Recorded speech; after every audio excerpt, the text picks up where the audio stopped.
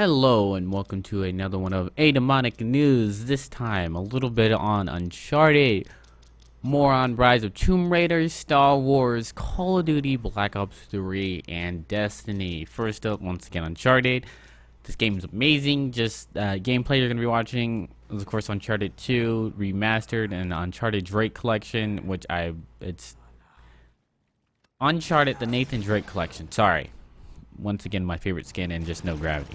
Moving on, apparently 80% of players, 80% of PS4 owners have never played Uncharted, and that saddens me because this is just a great series of games. This is a great trilogy with hopefully an amazing number 4 or 4th game.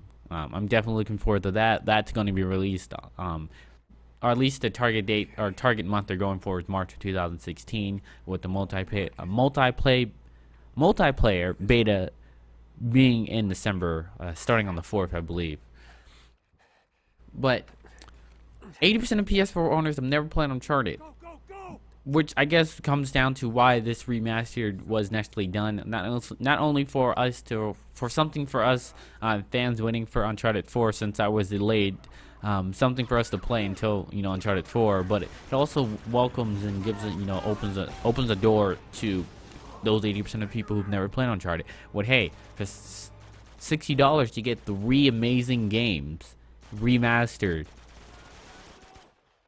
So that definitely was a smart move from Naughty Dog, especially if these once again 80% of people, and we already know how well PS4 is selling, so that makes sense, and it does tie in with around 50% of PS4 owners didn't have a PS3, so it's glad to see more people are not necessarily coming on to playing PlayStation, but you're definitely opening your eyes to playing other games on other consoles and everything like that. I'm down for the people who have necessarily all the consoles and everything like that.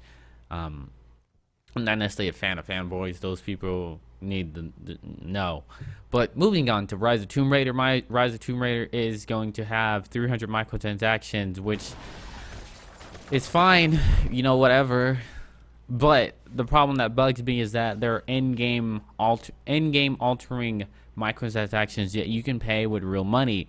One of them happens to be you're more resistance to bullets, and it does exactly that. You give them money, and you give them real money, and you can buy a perk to where you are more resistance to bullets.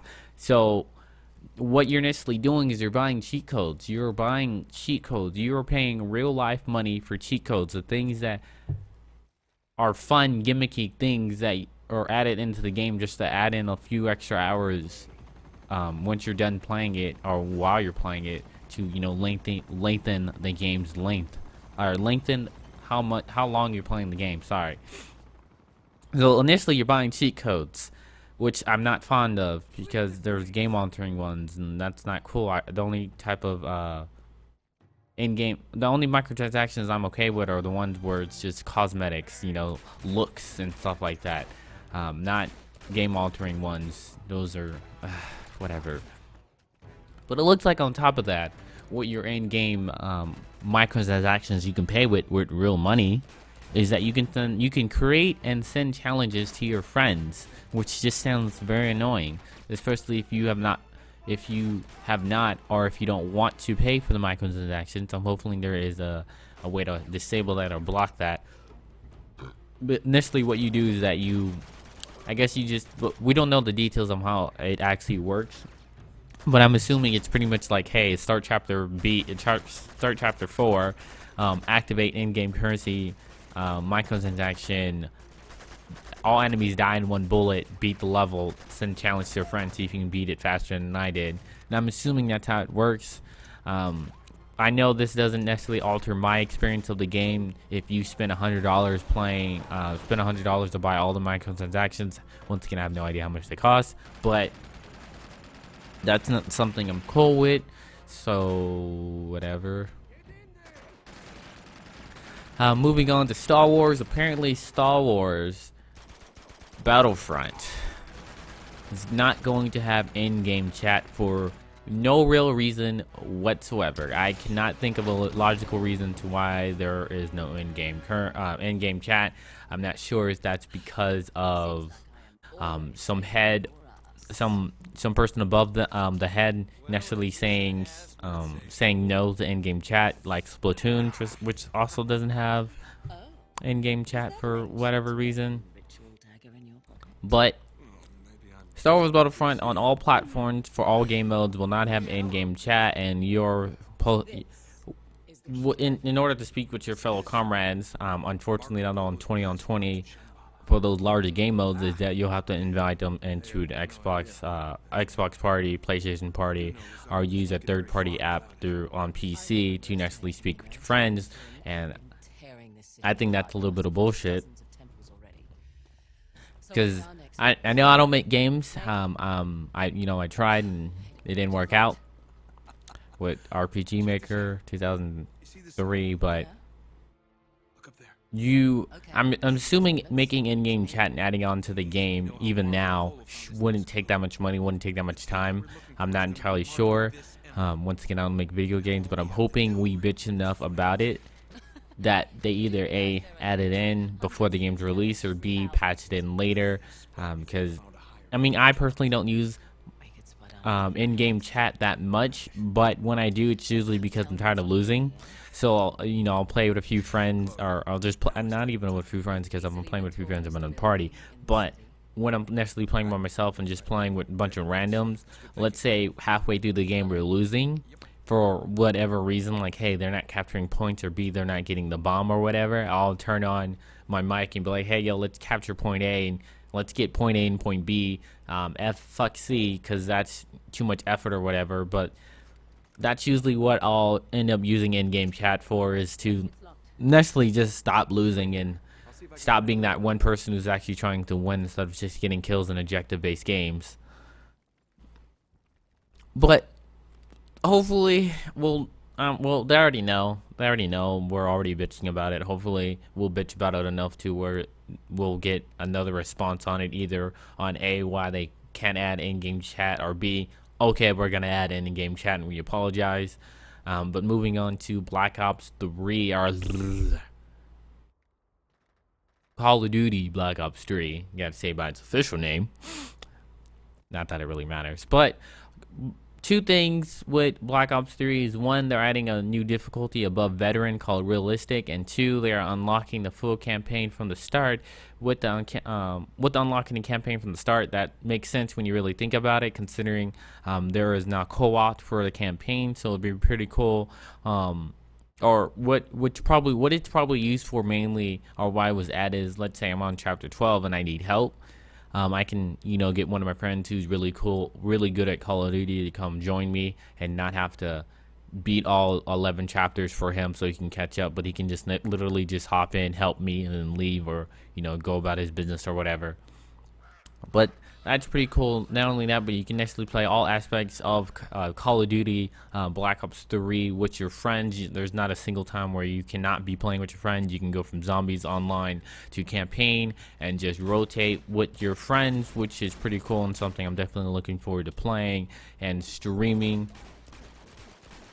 But another thing they added to campaign, other than it being a 4 co-op and having it unlocked on the full campaign unlocked from the start, but you can make the game even harder above veteran by playing on realistic, which gives you 1 pinch of health, period. Now, I don't know how many of you guys play Black Ops 3's campaign, but 1 pinch of health, literally anything, period, can kill you. Literally. To put this in a little bit of numbers, when you play Call of Duty Online, you normally have 100 HP. Bullets tend to do 34, 35. Something aspect of that. They can go anywhere to 12, 14 for like mini submachine guns and pistols, or stuff like that. Snipers tend to do like 98 and have a multiplier to get that one-shot kills and whatever. But on hardcore mode, you have 30 pinch of health. which is why you die in 1 to 2 bullets for some guns and everything like that, and just anywhere with a sniper. And once again, that's 30 pinch of health. You are even reduced beyond lower than that to 1. You have literally 1 pinch of health and you die. So that means getting bunked in the head by the grenade, not the blast itself, but getting hit in the face or anywhere on your body by a grenade will kill you. Period. Being too close to the grenade explosion will kill you. Getting hit by a smoke grenade or its detonation does 1 pinch of health. That will kill you. Stepping in a little bit of fire will kill you. Falling too high and taking fall damage will kill you. Everything can kill you. Everything and anything can kill you, and that just sounds annoying. And the only reason why I would be okay with this and would definitely try it is if they have a revival system. And let's say if you know, you're playing with your friends and person A dies, hopefully you're able to revive them in 40 seconds, 30 seconds, you know, whatever, instead of them just being dead for the rest of the campaign. Because if that's the case and they're just dead for the rest of the campaign, then this is just a waste of time and it's going to be highly annoying. But if there is a revival system, then that's something definitely I'll be looking forward to doing, so that way we don't necessarily have to all punish from one person's mistake. So that's one thing I'll be trying to get a group for, so that way, because I know this is going to cause a lot of stress restarting from chapter after chapter after chapter, just because of some bullshit boss or BS open area game mode where there's like 50 enemies all targeting 4 people. So I'm definitely looking forward to playing that. The realistic game mode, the campaign, the zombies, and online all together. I'm one of those few people who actually look forward to playing all 3 game modes. But moving on to Destiny, Destiny has added microtransactions to the game, and microtransactions that I'm okay with. What you're necessarily doing is you're spending real life money to buy emotes, and emotes do absolutely nothing that alters gameplay, which is why I'm okay with it. Yes, it kind of sucks that they do have it, but I'm totally fine with it because they did it the way I would prefer it to be, and stuff that doesn't matter.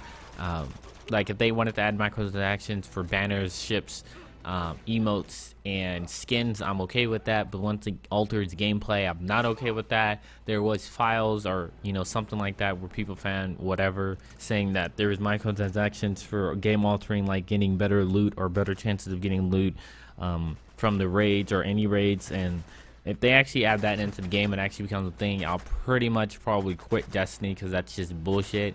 But for right now, the microtransactions they have for the silver, which you necessarily where you necessarily pay $5, $10, or $20 for silver to buy emotes. What's pretty cool about that is that the more money you spend, you'll get like a bonus of, I believe, if you spend $10, you get 100 silver you get 100 silver on the side. If you spend 20, you get 300 extra. So that's pretty cool, that the more you spend, the more you get. And not only that, but what they did with the emotes is that if you buy it from one character, you buy it from all of them. So if you buy it on your hunter, you can go to your warlock or titan, or if you have another hunter, go back to the store and you can actually grab them, and you don't actually have to exchange those to the bank like everything else in the game.